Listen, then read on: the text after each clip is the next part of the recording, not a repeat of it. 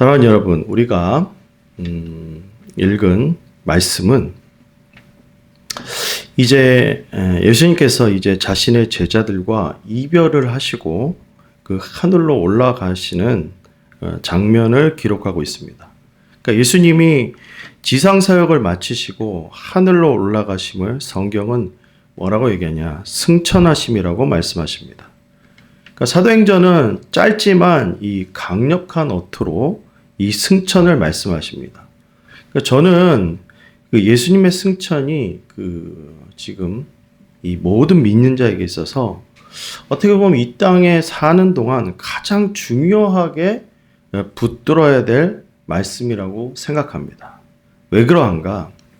예수님의 승천은 이제껏 예수님께서 가르치시고 약속하신 모든 말씀이 실현되는 시작이기 때문입니다. 그러니까 9절은 예수님의 승천을 우리에게 이렇게 설명합니다. 9절 한번 볼까요? 이 말씀을 마치시고 그들이 보는데 올려져 가시니 구름이 그를 가리어 보이지 않게 하더라. 그러니까 이 문장에는 두 가지 핵심이 있죠. 첫 번째 뭡니까? 예수님이 올려져 가셨다는 사실과 둘째로 구름이 가려져 보이지 않게 되었다는 사실입니다. 그러니까 성경은 예수님의 승천을 이렇게 올라가셨다라고 설명하면서 이 그의 사역이 끝났음을 뜻하지 않습니다. 그러니까 사도행전은 우리에게 예수님의 승천이 가지는 중요한 의미를 이렇게 설명하는 것입니다. 이제 예수님이 하늘로 올라가시면 이 땅에서 보이는 그 현장의 상황이 끝나고 왕으로 다스리는 중보 사역으로서 이 전환되었음을 강조하는 것이죠.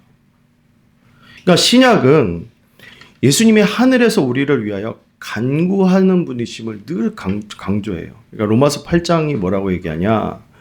누가 정죄하리요?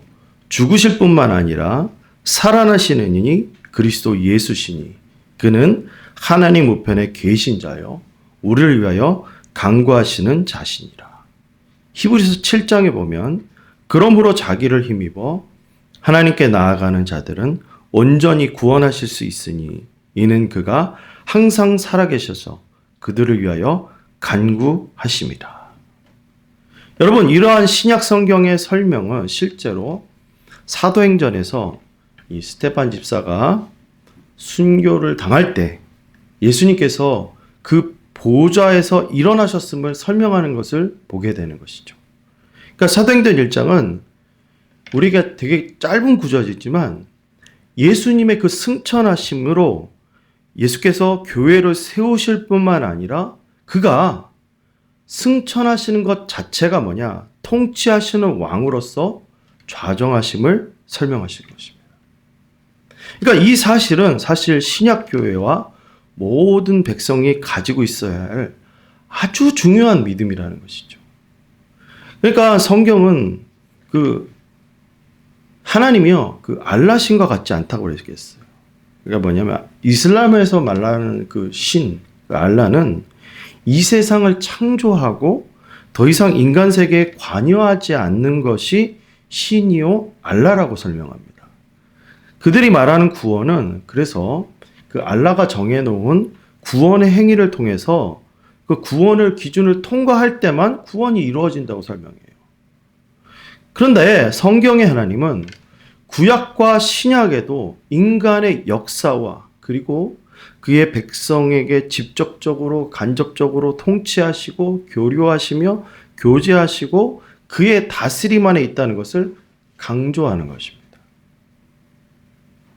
이런 의미에서 구원은 하나님이 사람을 사랑하신다는 징표와 표징이 될 수밖에 없습니다. 그러니까 예수님이 하늘로 올라가셨다는 것은 오늘 이 시대의 모든 신약 백성에게 실제하는 능력이요, 실제하는 위로이며 실제하는 다스림이라는 것을 오늘 성경이 알려주시는 것입니다. 그러니까 예수님께서 승천하신 것은 믿는 자에게 있어서 너무너무 중요한 의미가 되는 거예요. 여러분, 그 다음에 구름이 가려 보이지 않게 되었다는 사실은 이러한 모든 것을 확증하는 말씀입니다. 여러분, 구름이라는 것은 성경에서 종종 하나님의 임재를 상징합니다. 그러니까 출애굽 광야의 여정에서 구름 기둥은 하나님의 인도와 보호의 표지였고, 성막과 성전에서 구름이 가득해서 그때 이렇게 구름이 가득할 때 그걸 뭘 나타내느냐? 하나님의 임재에 대한 영광을 나타내었다는 것이죠. 그러니까 그러므로 구름이 그를 가렸다는 표현은 구약의 사용 용례를 통해서 예수님이 멀리 사라졌다는 의미가 아니라 예수님이 하나님의 임재의 영역으로 들어가셨다는 의미를 강조하는 것입니다.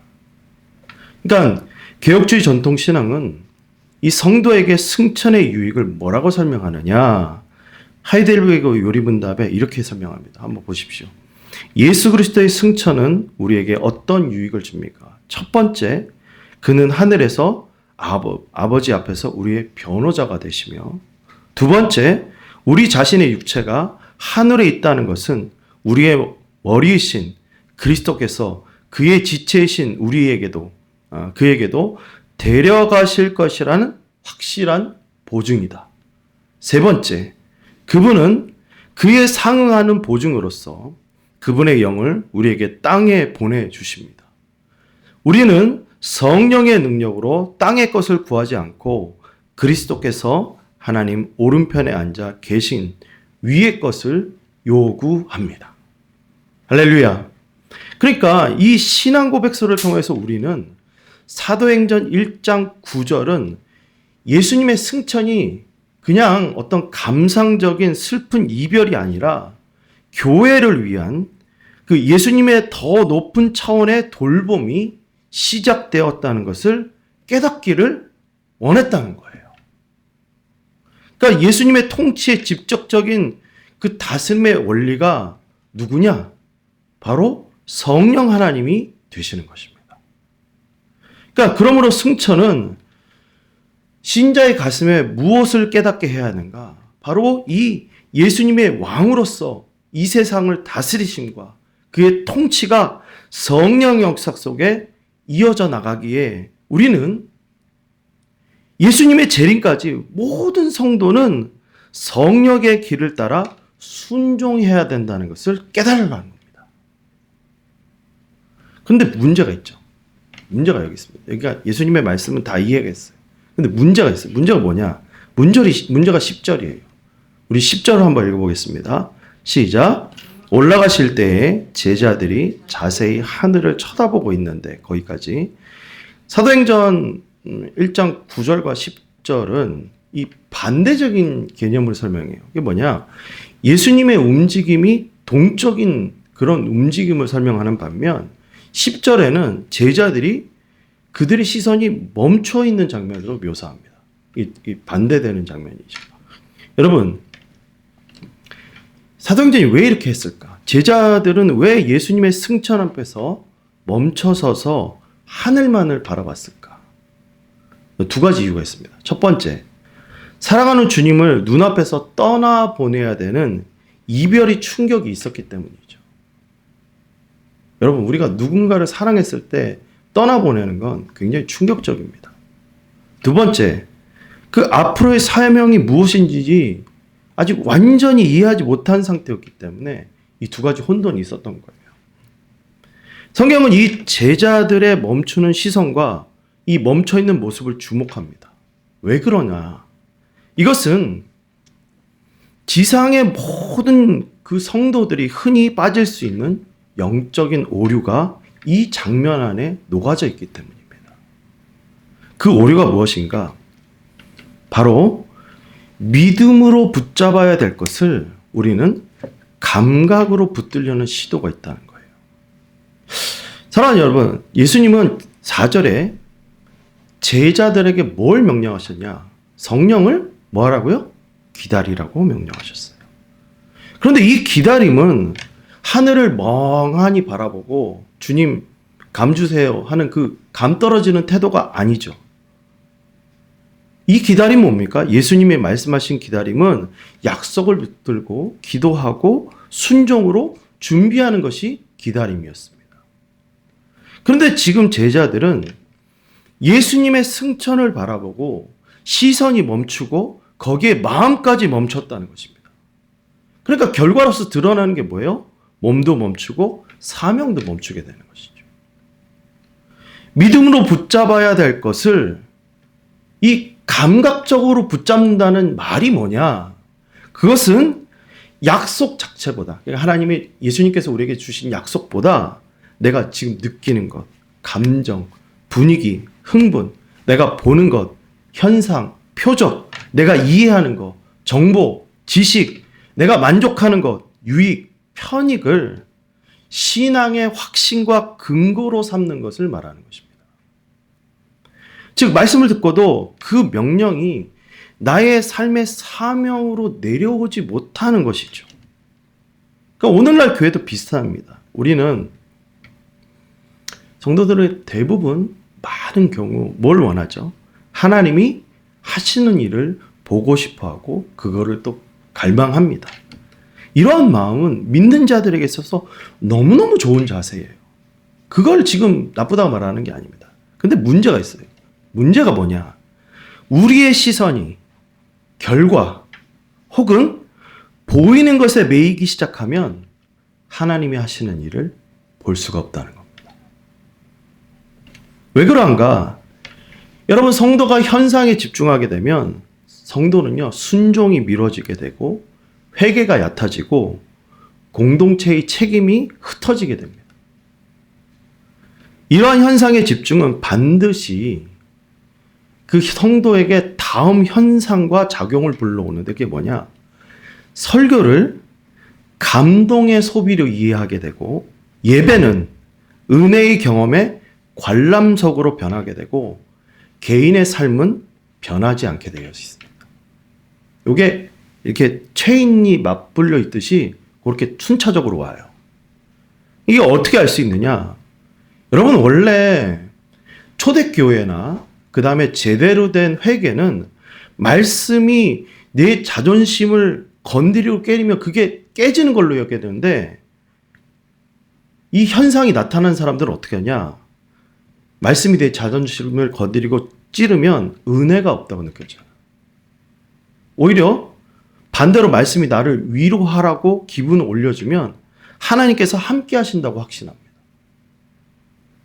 그러니까 성경이요, 설명하시는 하나님의 역사는 그렇게 역사하지 않았죠.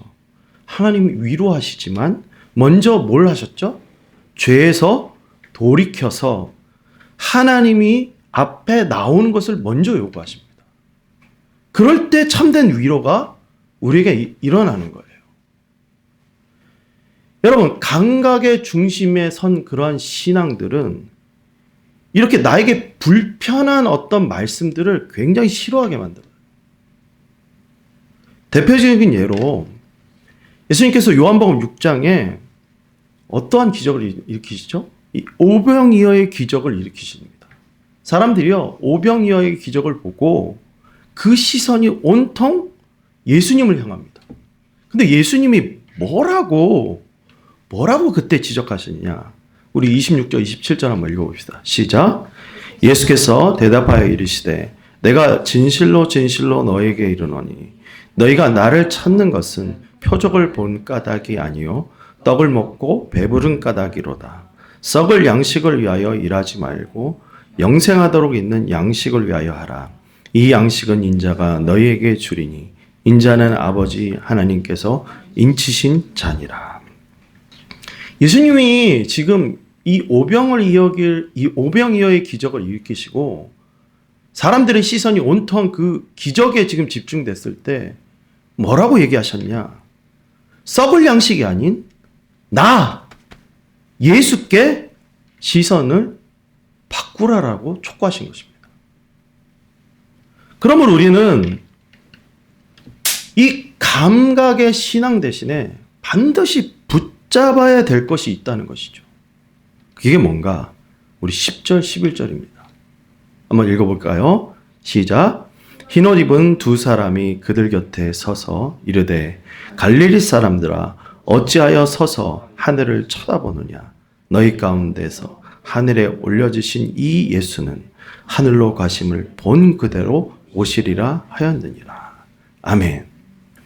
사도행전은 굉장히 이게 짧은 구절이지만 이 감각 중심의 신앙에 머물러 있는 제자들을 깨우는 말씀이에요. 첫 번째 뭐냐? 어찌하여 서서 하늘을 쳐다보느냐? 두 번째 뭐냐? 이 예수가 지금 본 그대로 오신다는 거예요. 여러분, 흰옷 입은 두 사람이 천사라면 그들은 제자들에게 지금 두 가지에서 건지는 겁니다. 그게 뭐예요? 하나가 멈춤이요. 두 번째는 낙심입니다. 뭐라고요? 멈춤과 낙심. 그러니까 여기 신약 성경 전체에 있어서 너무나 중요한 정보가 있죠. 그게 뭐냐? 재림은 단지 미래에 대한 정보가 아니라는 것입니다. 예수님께서 재림을 뭘로 얘기하시냐? 사실, 팩트, 반드시 될 일로 우리에게 설명하셨다는 거예요. 그러니까 예수님의 다시 오심, 그 재림은 성도에게 있어서 뭘 촉구하냐? 현재 사명을 강화하는 약속입니다. 아멘이십니까? 여러분, 왜 그러한가? 다시 오신다는 약속은 성도에게 있어서 증인의 삶을 확신으로 순종하게 만들기 때문입니다. 예수님이 다시 온다는 확정은 이 교회가요, 변하는 게 느리고 정말 어렵고 실패하는 것 같아요. 근데 그 느린 변화가 실패가 아니라 하나님의 확고한 견인의 과정이라는 것을 확신하고 믿게 하며 의심치 않게 한다는 여러분 증거입니다. 사랑하는 여러분, 예수님의 다시 오심에 대한 소망은 교회가 지금 2000년의 역사를 가진 교회가 지치지 않게 하는 유일한 위로가 됩니다. 벨적 신앙 고백서는 예수님의 재림을 이렇게 표현했는데 내용이 길어가지고 제가 지금 뽑아놨는데 핵심만 다루면 마지막 심판과 재림을 어떻게 이해했느냐? 성도들이 그날이 있음을 큰 소망과 위로로 삼는다라고, 그렇게 기다린다라고 고백합니다. 그러니까 왜 예수님이 다시 오심이 큰 소망과 위로가 되는가? 그것은 여러분, 이 땅에는요, 복음이 전해질 때 수많은 어려움과 좌절과 낭만과 쓰러짐이 있기 때문에 그래요. 복음을 전하는 것은 반드시 하나님의 방법이 동원되어야 됩니다. 하나님의 방법을 추구하다 보면 반대로 이 세상에서 오는 역작용이 있는데 뭐냐? 무시와 세상의 핍박을 피할 길이 없어요. 여러분, 우리가 믿음으로 산다면 반드시 핍박받습니다. 산상수훈 8복 중에 마지막 8복이 뭡니까? 의를 위하여 핍박받는다 그랬죠. 그러니까 그러한 팩트 가운데 예수님의 재림의 사실은 그러한 모든 것 뒤에 예수님께서 심판자로 오심을 믿기에 우리가 그 당했던 모든 수치와 어려움과 그다음 낭만들을 누가? 예수님께서 심판하심으로 정의가 이루어짐을 소망하게 되는 것입니다. 여러분, 그리스도 예수 안에서 수고하는 것이 헛되지 않게 되고, 교회는 이 땅에서 약해 보이지만 전능하신 주께서 끝까지 붙드는 그의 몸이라는 것을 오늘 이 말씀을 통해서 우리는 확신할 수 있는 것입니다. 그러므로 예수 그리스도의 재림은 우리가 생각할 때 현실의 도피라고 생각할 수 있고 어떤 현실에 대한 막연한 기대라고 생각할 수 있지만, 여러분, 성경은 뭐라고 얘기하냐? 이 땅을 살아가는 모든 신자에게 충성 엔진이 된다는 것입니다. 사랑하는 여러분, 사도행전은 이 재림의 소망이 교회가 끝까지 소망을 가지게 하는 원동력이라고 오늘 우리에게 강조하고 또 강조하는 거예요. 여러분, 우리가 디모데 전후서를 묵상하지 않습니까? 사도 바울도 비슷한 고백을 했습니다. 그는 디모데후서에 뭐라고 얘기했느냐? 말세의 특징을 단 한마디로 정했는데 뭐예요? 말세의 때는 고통하는 때가 이른다 그랬어요. 그러니까 이 고통하는 때는 것은 그리스도인을 향하여서 이유 없이 괴롭히고 방해하고 달려들고 죽이려 하는 시도. 예? 예전에 영상 보셨죠? 그 부활절날 그 목사님이 성도들이 교회 하는데 그 힌두 교도들이 나와가지고 쇠파이프로 두드려 패는 그 영상 봤지 않습니까? 그 말이 되고 설명이 됩니까? 세상은 점점 더 자기 자신과 돈을 사랑하기에 이 원통함과 절제 없음으로 인해서 끝내 욕심에 이끌려 살아서 쾌락을 목표로 사는 것이 이 세상의 삶입니다. 그러나 사도 바울은 그러한 세상과 달리 그가 일생을 그리스도를 위하여 박해를 받으며 복음을 위하여서 달려왔다고 고백해요. 에이, 사도 바울의 얘기지. 우리에게 해당됩니까? 이렇게 얘기할 수 있지만 여러분, 사도 바울이 거기를 딱 정의를 하나 더 내려. 믿음으로 살기 위해서는, 경건하게 살기 위해서는 몸을 받는다? 박해를 받는다는 것입니다. 사도 바울은요, 디모데후서에서 자신의 죽음이 얼마 남지 않았다고 고백해요. 여러분, 지금 감옥에 갇혀 있는 것은 사형 집행이 확정된 그 감옥입니다. 이 감옥은요, 일반 감옥하고 달라요. 그러니까 창이 없고 위로 뚫려 있고 그 다음에 습기가 항상 차 있기 때문에 뼈가 시린 그런 감옥이에요. 그래서 이 감옥에 갇힐 때 사도 바울이 알았던 게 있어요. 뭐냐? 자신의 삶이 얼마 남지 않았다는 걸 알았어요. 그래가지고 이 편지에도 뭐라고 얘기하느냐? 자기의 아들 디모데가 빨리 오라고 그래요. 내가 죽기 전에. 그래서 얼굴을 빨리 좀 봤으면 좋겠다. 이렇게 얘기합니다. 여러분, 이러한 현실에도 사도 바울은 확신하는 것이 있었는데, 그것은 오늘 교회와 성도들 그리고 준유의 종들이 가장 먼저 확신하고 순종해야 하는 것은 말씀을 전하고 증인의 삶을 사는 것이라고 거듭 강조해요. 여러분, 인생의 마지막에 있어서 이러한 유언은요, 아무나 할 수 있는 게 아닙니다.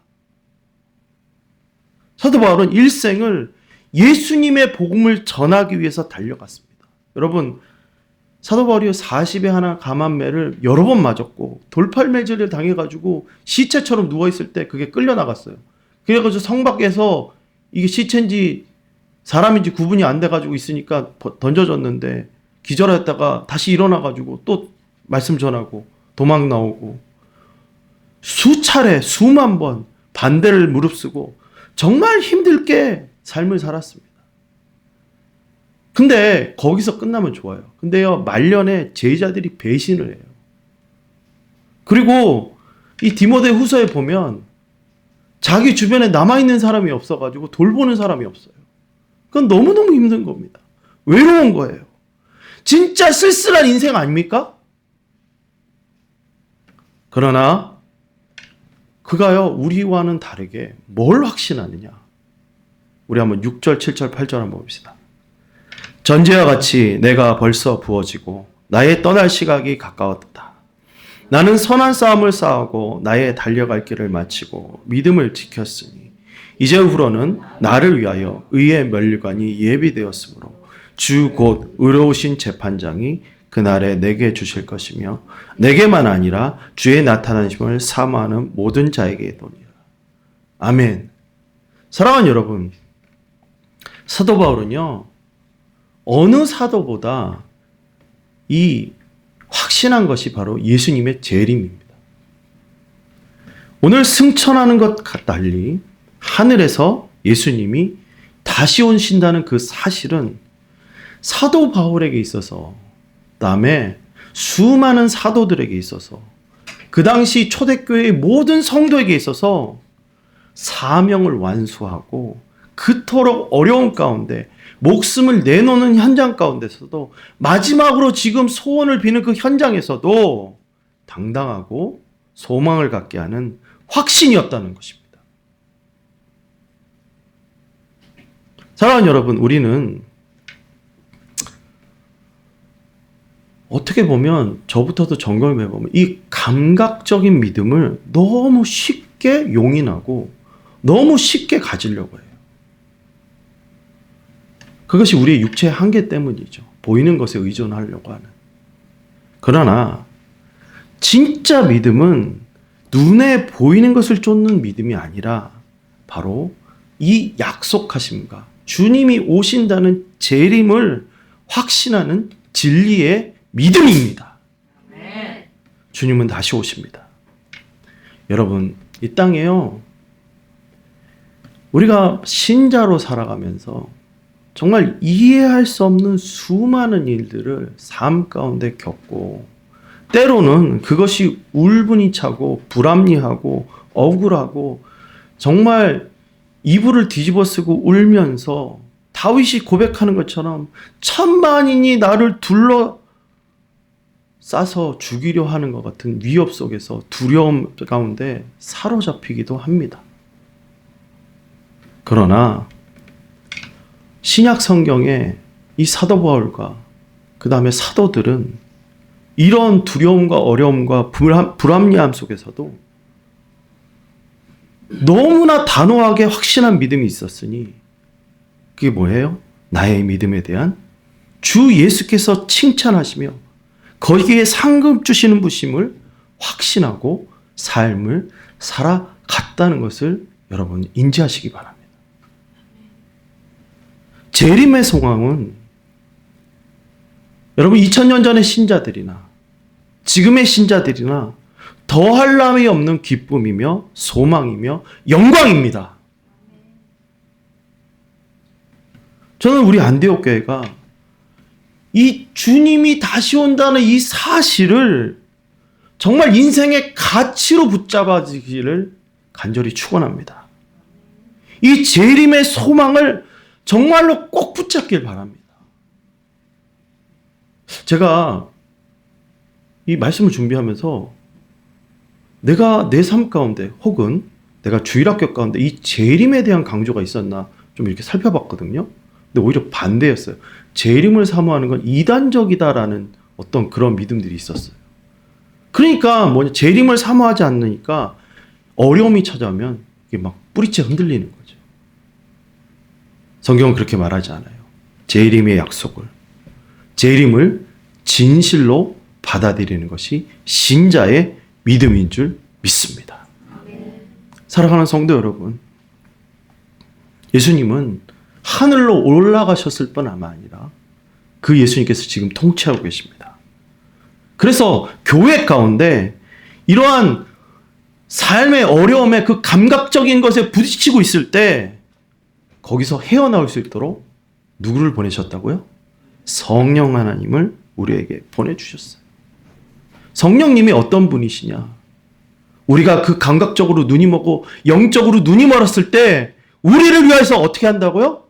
말할 수 없는 탄식으로 오늘 위하여요, 우리의 믿음이 떨어지지 않게 기도하시는 분이 성령 하나님이심을 믿으시기 바랍니다. 여러분, 우리가 낙담되고 쓰러지고 좌절할지라도 걱정하지 않을 것은 그 성령께서 오늘도 우리를 위하여 보호하시며 믿음을 강건케 하시기 때문입니다. 사랑하는 성도 여러분, 우리가 이제 새벽기도 방학을 잠시 하는데 여러 가지 걱정들이 있습니다. 영적인 싸움들이 계속 진행되는데 이거를 닫아야 되나, 그런 걱정들이 있어요. 근데 오늘 말씀은 우리에게 뭘 요구하시냐?